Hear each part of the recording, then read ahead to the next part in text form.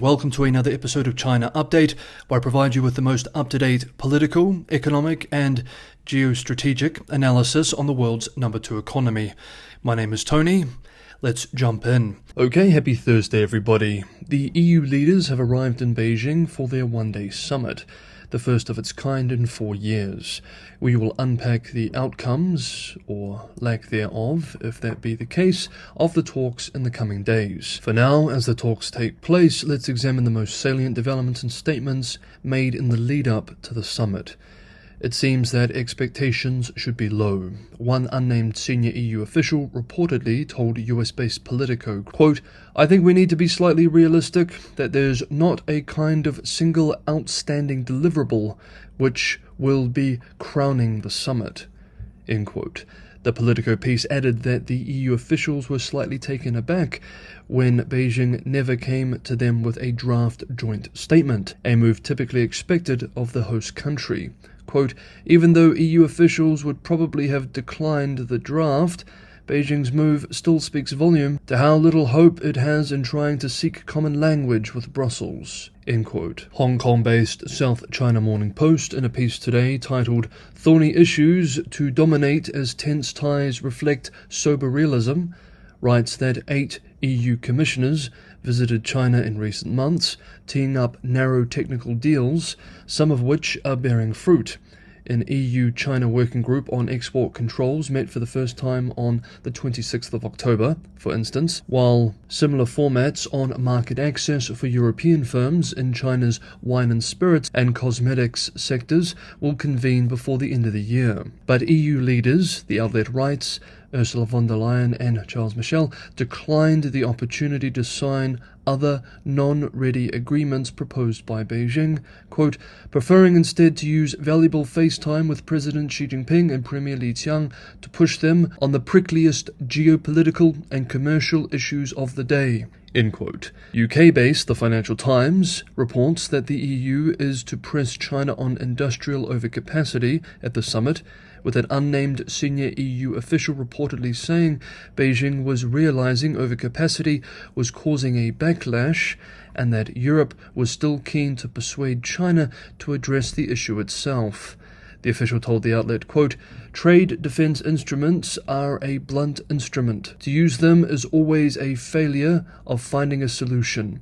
It's a last resort," end quote. UK-based The Guardian reports that EU leaders are expected to issue Xi Jinping with a veiled warning that unless China does something about the supply of cut-cost goods to Europe, the bloc could retaliate with defensive mechanisms that could include tariffs and a trade war. Von der Leyen told reporters, quote, "We have tools to protect our market, but we prefer to have negotiated solutions," end quote. The EU will point out that the trade deficit has doubled in 2 years in China's favor, making the relationship imbalanced. Some European commentators argue that China is not offering enough to the EU to achieve a fruitful outcome to the summit as well. Quote, "China has 2 wishes for Europe, that the EU and China restore trust and confidence to avoid a continuing downward spiral of bilateral relations, and that the EU's de-risking strategy does not harm China's own ambitions.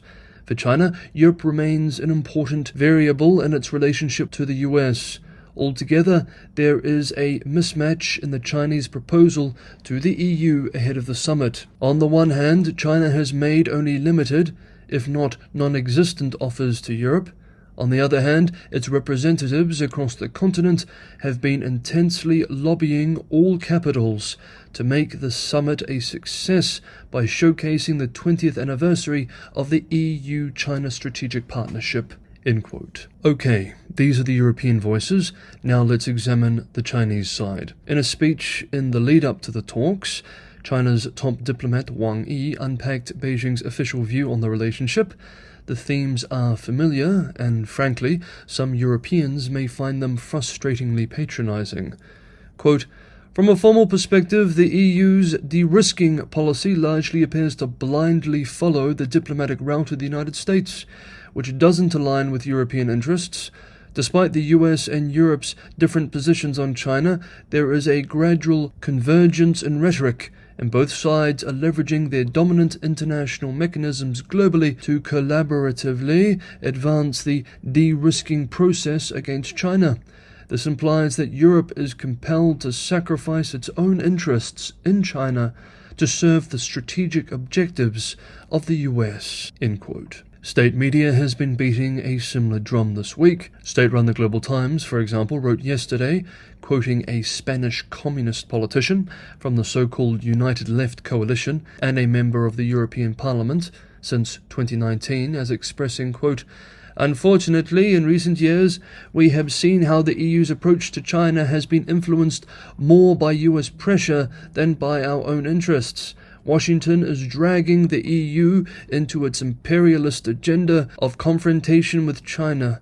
But the truth is that the peoples of Europe have much to gain from cooperation and trade with China." End quote. Then, in a special editorial, the same outlet, the Global Times, warned Europeans today, quote, "In reality, Europe's policy toward China is increasingly shifting toward the direction of competitor or even rival, such as advocating for a de-risking approach towards China, reinforcing political and security concerns, and allying with the US's containment policies against China. All of these factors create unnecessary obstacles and difficulties for China-Europe relations.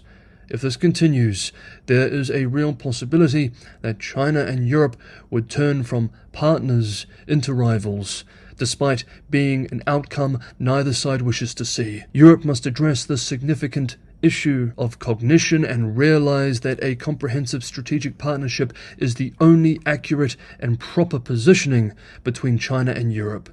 This should have been a self-evident objective fact, but some Europeans, wearing various colored glasses, fail to see it clearly." End quote. Fortunately, some Chinese academics have engaged in more nuanced, albeit Sino-centric, discourse on the summit. For example, quote, "The difference in the way China and the EU present their policies towards one another, with the EU emphasizing differences and conflicts, and China emphasizing similarities and cooperation, reflects diametrically opposed ways of thinking about their bilateral relations.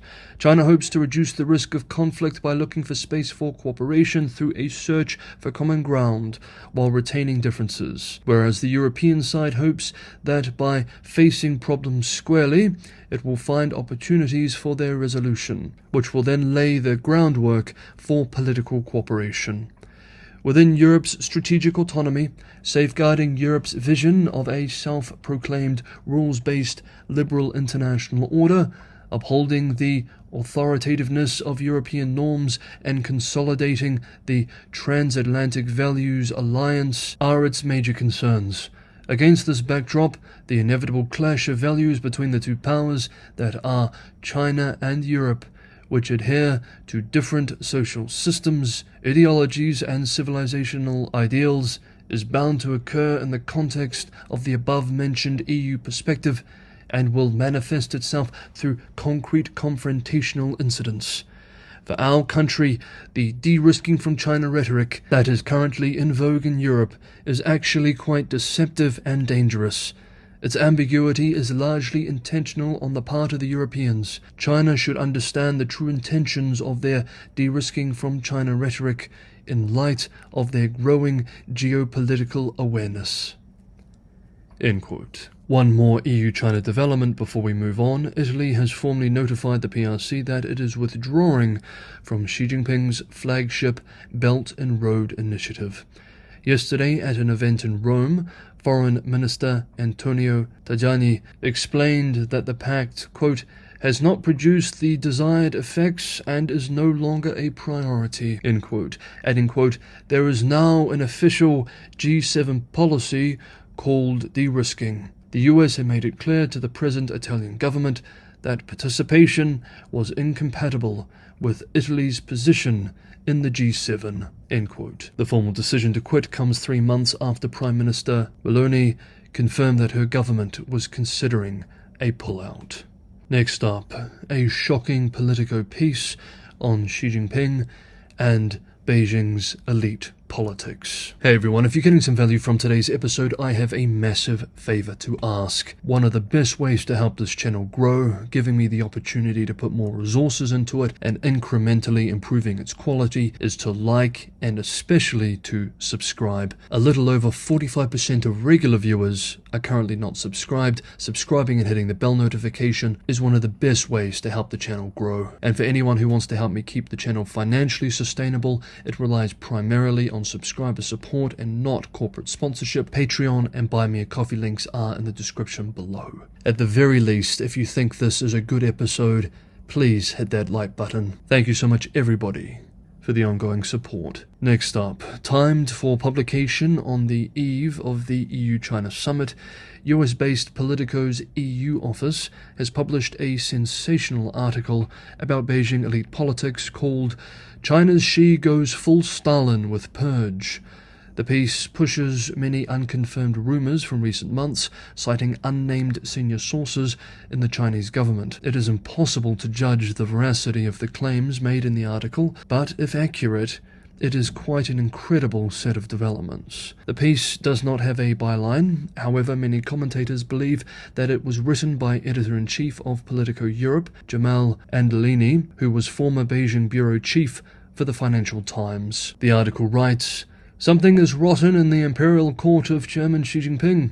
While the world is distracted by the war in the Middle East and Ukraine, a Stalin-like purge is sweeping through China's ultra-secretive political system, with profound implications for the global economy and even the prospects for peace in the region." The piece argues that former Premier Li Keqiang was not the victim of a heart attack, but rather was killed, writing, quote, "In the minds of many in China, heart attack in a swimming pool has the same connotation that falling out of a window does for Russian apparatchiks who anger or offend Vladimir Putin." End quote. The piece also claims that former Foreign Minister Qin Gang was detained after the deputy Russian Foreign Minister, during a visit to Beijing, told Xi Jinping that he had been compromised by Western intelligence agencies. To quote the Politico piece, "On June 25th this year, barely 6 months after becoming minister, Qin held meetings in Beijing with the foreign ministers of Sri Lanka and Vietnam, as well as the deputy Russian Foreign Minister. Then he vanished. Following his disappearance, lurid tales emerged of Qin's affair with a reporter for Chinese broadcaster Phoenix TV, with whom he allegedly fathered a son who is a US citizen. The real reason for his abrupt